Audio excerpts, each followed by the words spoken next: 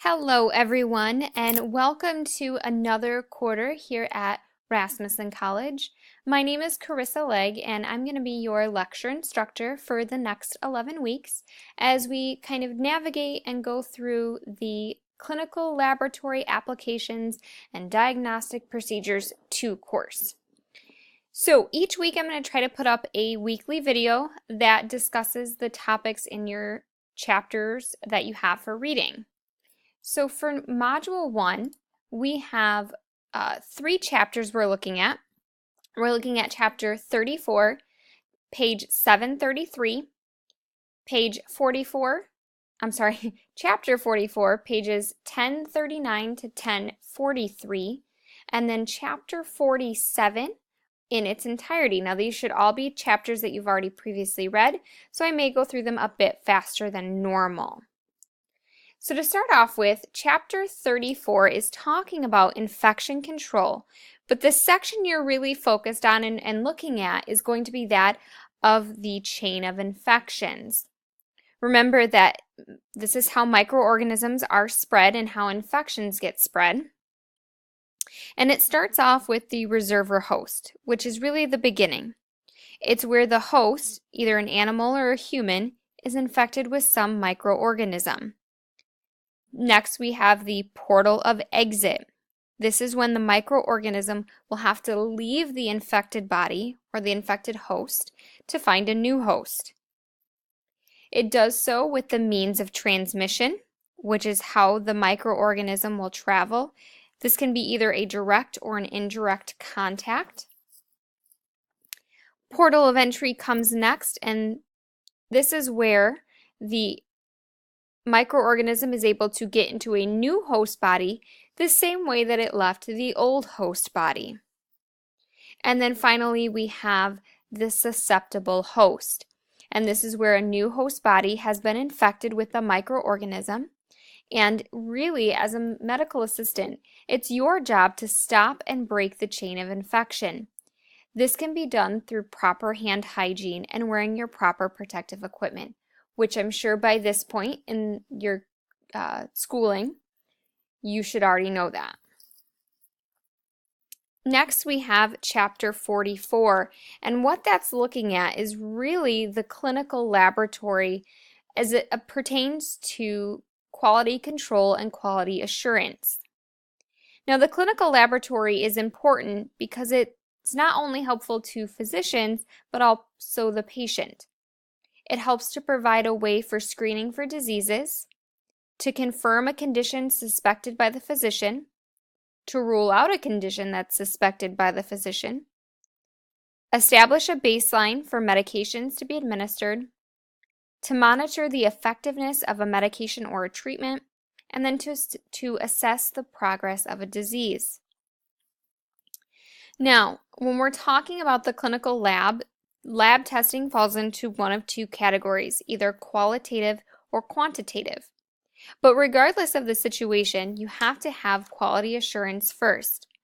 And as a medical assistant, you are responsible for carrying out the procedures that involve the planned and systematic activities to ensure the requirements are met and results will be accurate. Quality assurance should include quality control, orientation of its personnel, documentation of quality control logs, maintenance checks on all equipment and instruments, temperature checks, checking of expiration dates for test kits and reagents, and proficiency testing. Quality assurance also developed what we call a reference range value or our normal values. And quality control is the focus on the physical proof that results are accurate. This is done routinely by performing mock testing, either using calibrations or controlled solutions. Now with that, when we talk about the clinical laboratory, we need to also look back and review the term OSHA and discuss CLIA. Now, hopefully by this point you have a great understanding of what OSHA is, and that's your Occupational Safety and Health Administration.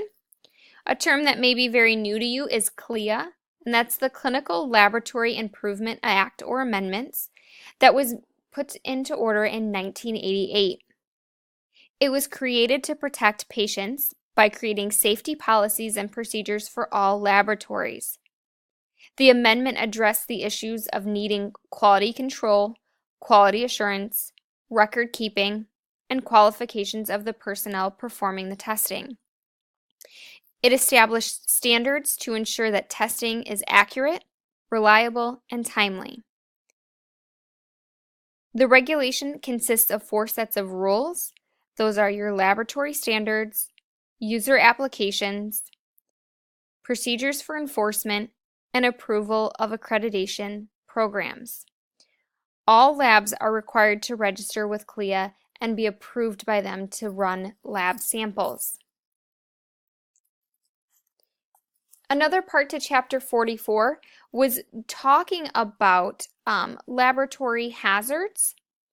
So OSHA is a big player in this, and they make sure that there are strict standards to help employees keep their safety, and those include providing training, outreach, education, and establishing partnerships.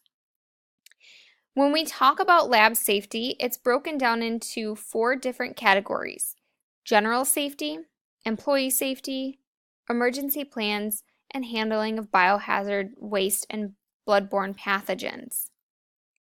When we talk about employee safety, it's the safety and responsibility of every staff member, looking at your surroundings, trying to avoid things if possible. General safety falls under OSHA and making sure that we are prepared if something would happen, as well as looking at biohazard materials, making sure you're wearing personal protective equipment, handling blood and other bloodborne pathogens correctly, knowing how to deal with fires or floods or any sort of natural disasters, knowing how to read an MSDS form.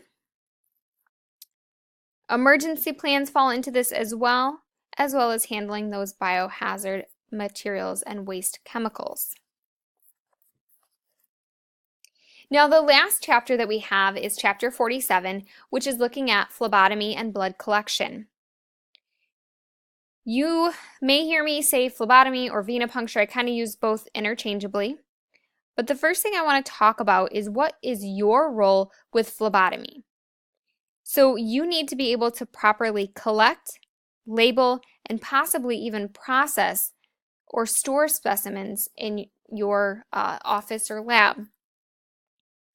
In order to do so, you need to have a basic understanding of the circulatory system, the phlebotomy equipment you'll use, the term asepsis and what that means, as well as the venipuncture procedure. Now, at this point, hopefully you understand that asepsis is learning how to be clean and stop bloodborne pathogens from entering the body. At that point, again, it falls under kind of that general safety and the employee safety as well. So I'm not going to talk too much about that, but I will the other categories here. Your circulatory system is an important thing to understand because the basis of blood and blood draws and blood samples all come from your heart. And the circulatory system consists of blood vessels, and the heart itself. The heart has the main job of making sure that it is pumping and keeping blood moving. Your blood vessels provide a one-way travel route around your body and then back to your heart. And there are some key players in that. For instance, arteries, capillaries, and veins. Arteries are what actually pump blood from the heart. They're thick and they have very kind of like harder elastic walls. Blood in those arteries is bright red. Your capillaries act more as a gas station for your blood. They kind of fuel your blood, if you will. And what happens is they receive blood from the arteries. The cells that are in there kind of have some garbage like carbon dioxide, and they are removed from in your capillaries. Final player here is the veins, and they actually carry blood back up to the heart. They first kind of stop off at the lungs, and they kind of they get rid of the carbon dioxide there, and they pick up some oxygen. Your veins have very thin walls, and they feel very spongy.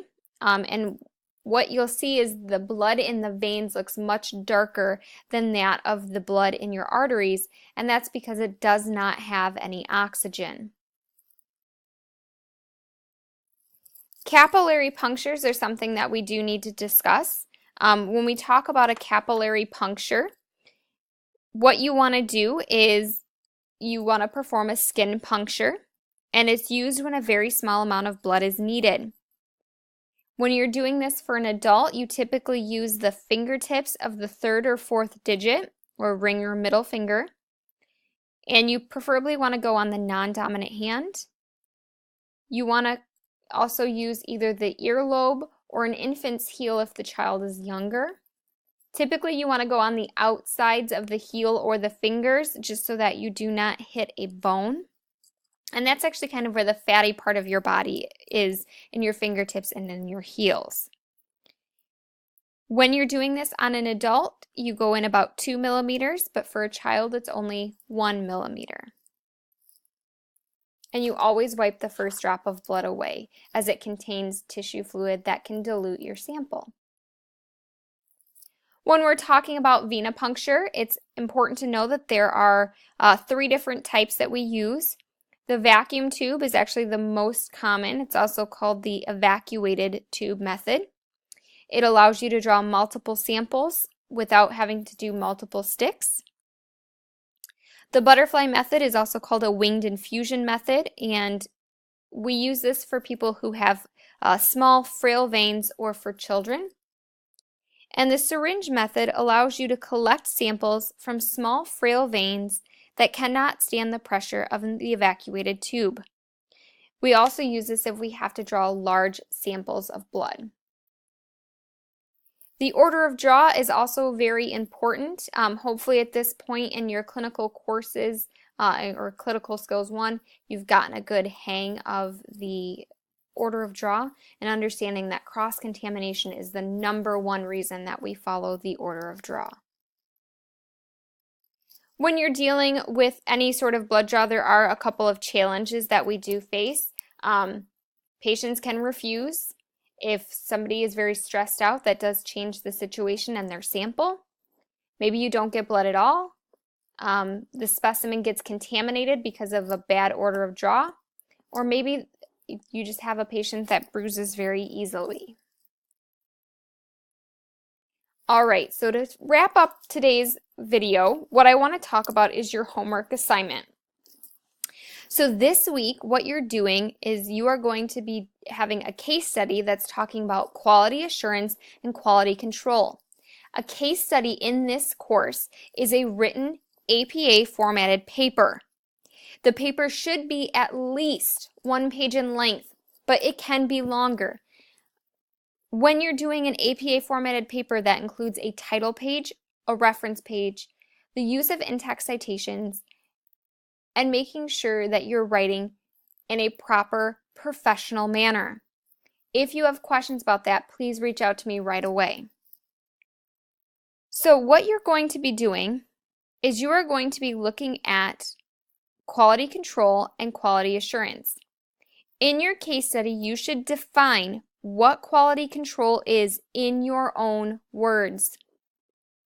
You'll want to put the steps that you should take to plan ahead for a phlebotomy procedure, how you would properly identify your patient, describe how you would select the appropriate location for venipuncture and for a capillary puncture, and how to obtain a quality blood sample. You also want to list at least one special consideration related to patient care. If you have any questions or concerns, guys, please make sure you reach out to me right away so I can help you. Otherwise, welcome back to Rasmussen and have a wonderful Module 1. Bye, guys.